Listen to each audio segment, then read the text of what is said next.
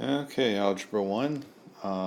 This is lesson number 118, and it's called Completing the Square. Alright, so let's go back a little bit in time. Back in the olden days, when you were back in the 80s lessons, and you had problems like 21 equals 10x minus x squared, and you were asked to factor that. So what you'd do is you would write it as x squared minus 10x plus 21 equals 0. Remember that? You have to write it in that way, and we put it into two variables, or two parentheses like that. And you put an x here and an x here, and find two numbers multiplied together that give you 21, and added give you negative 10. So if we put that as a negative and that as a negative, negative 3 times negative 7 is positive 21. Negative 3 plus negative 7 is negative 10. Okay, so those are our simplification into two binomials. And then we look and say, what makes that 0? 3 does. What makes that 0? 7 does. So your answer is x equals 3 or 7. Okay? So in completing the square, you're doing the same thing. You're trying to find the answer for x, but sometimes you get problems that are not as quick and simple and give us regular whole numbers there. Sometimes it gives us fractions. Sometimes it gives us radicals. It gives us all kinds of crazy stuff. So what is a quick and easy way to solve these problems when you have something that's not so solvable? For example, when I have something like x squared plus 6 equals negative 10x. Alright, so I go ahead and write it in the correct format, and I don't know why I put a 10 there. X squared plus 10x plus 6 equals 0. Alright, so putting it into two binomials, we're trying to find two numbers multiplied together that give me 6 and added give me 10. Well, two numbers multiplied together give me 6, or 6 and 1. Can't get 10 out of 6 and 1. Or 3 and 2. Can't get 10 out of that. So it's not just a regular old number. It's something a lot more complicated. So that means we have to do what's called completing the square. Alright, so let's see if we can move this up here. In fact, let's go ahead and rewrite this. X squared plus 10x plus 6 equals 0. Alright, in order to complete the square, there's some rules that you have to follow. And the first rule being you got to get it in that format right there. Alright, so the next rule is, and these are just steps that you're going to follow in order to solve this. First step is take this number and move it over here. So we leave a space and we move it over there. So since it was added to that side, when we move it to the other side, we have to change the sign. Alright, so that's step 1. Step 2 says we take that middle term, that 10x, we take half of it and square it. And then add it here. Always add it. You'll never subtract it. You'll always add it. And since we added it there, we have to add it to the other side. Because whatever you do to one side of the problem, you have to do to the other, or they're no longer equal. If we add 25 to this left side, now this left side is not equal to the right, it's 25 larger. So if we add 25 to this side, we have to add 25 to that side. Alright, so let's write what we have. X squared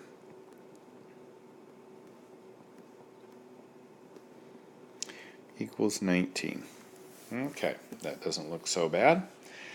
Alright, so third step.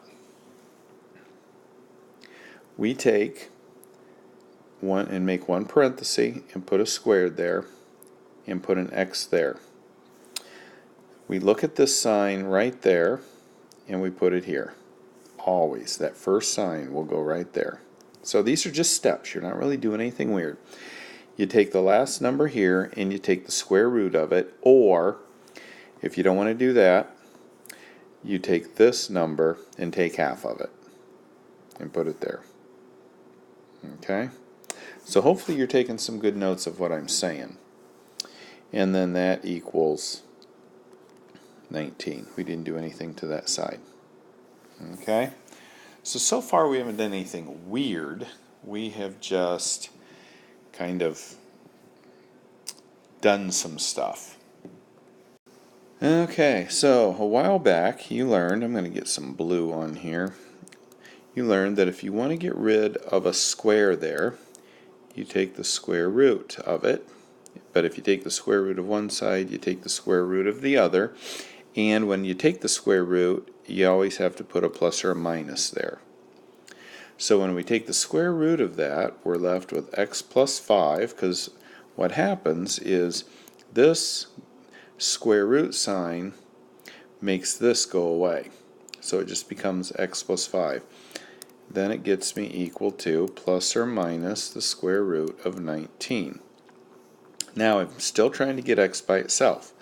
So what I do is I subtract 5 from both sides. Move it over to the other side.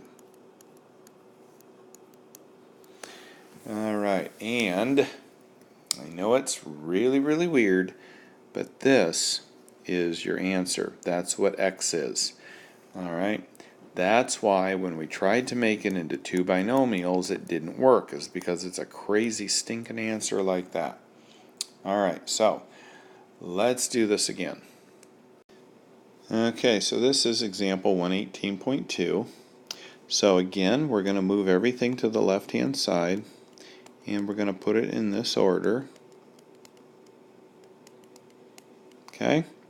Okay, again, first step is we move the number that's all by itself, just the number, over to the other side and change the sign.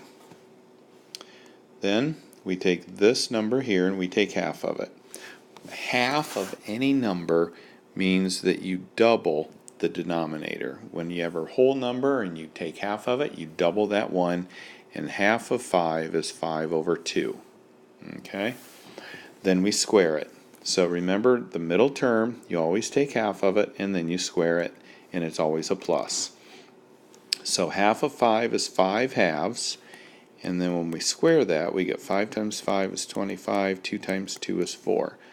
So 25 over 4 there, and don't forget to add that over here as well. Okay? Alright, so the easy part is right here. X squared, this sign goes right there, and then we take half of 5. 5 halves. Okay, don't write it as 2 1/2, even though that's half. I want it as an improper fraction. Then this is the only part that really gets to be a pain. Oops, that's a 25, isn't it?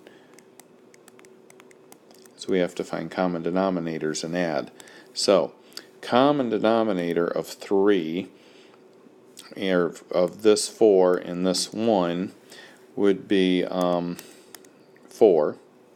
So if we put a 4 down here, we're going to have to multiply the top number by 4. So it becomes a negative 12. Negative 12 over 4 is the same as negative 3, right? Now I'm going to add the numerators. Leave the left alone. Negative 12 plus 25 is positive 13 over 4. Okay. We've got this square right there.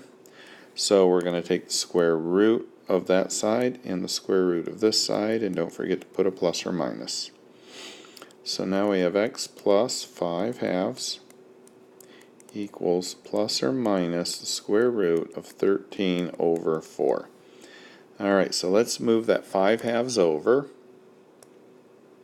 Let's move all this stuff up here out of the way. Okay, so we have x equals negative 5 halves plus or minus the square root of 13. And remember, square roots, these can be split up like that, because I know the square root of 4 is 2. So I can replace that square root of 4 then with a 2. All right, so at this point I have x equals negative 5 halves plus or minus the square root of 13 over 2. Okay, let's do one more and we'll call it good. Alright, this is example 118.3, and we're going to set it up, everything in the right place. So I'm going to move the 3x over and put it in between there where it's supposed to go. And then I'm going to, again, first step, move my 1 over, change the sign. I'm going to look at my negative 3 there and take half of it.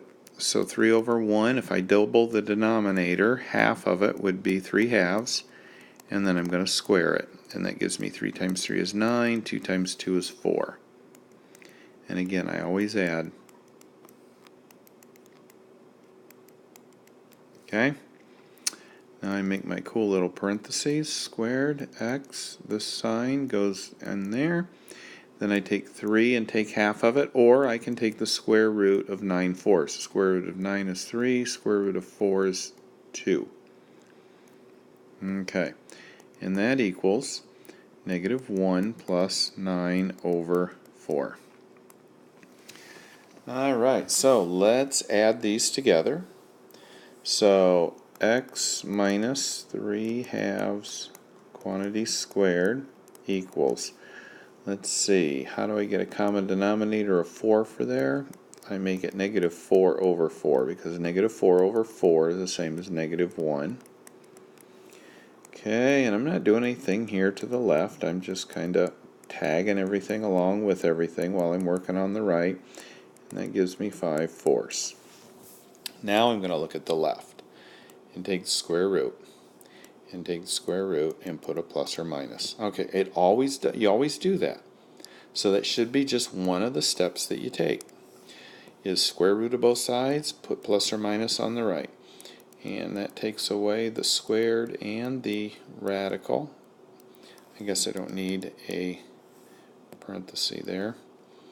Equals plus or minus square root of 5 over 4. Now remember, the square root of 5 over 4 can be written as the square root of 5 over the square root of 4, which equals the square root of 5 over square root of 4 is 2. So that is the same as that. So let's go ahead and write that.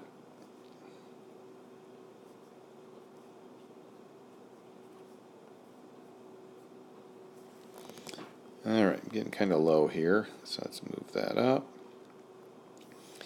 Alright, change to white. I'm going to add negative 3 halves to both sides.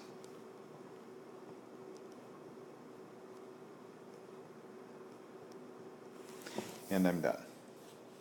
Okay? Not too absolutely terrible to do. The key thing here, the key thing is just to follow the steps. Do the steps that I did, and you'll be fine doing this. And even though maybe you don't get what that is, you can do it because you're not doing anything weird. You're just following the steps that I went over with you. So make sure you get those written down so that you can do them.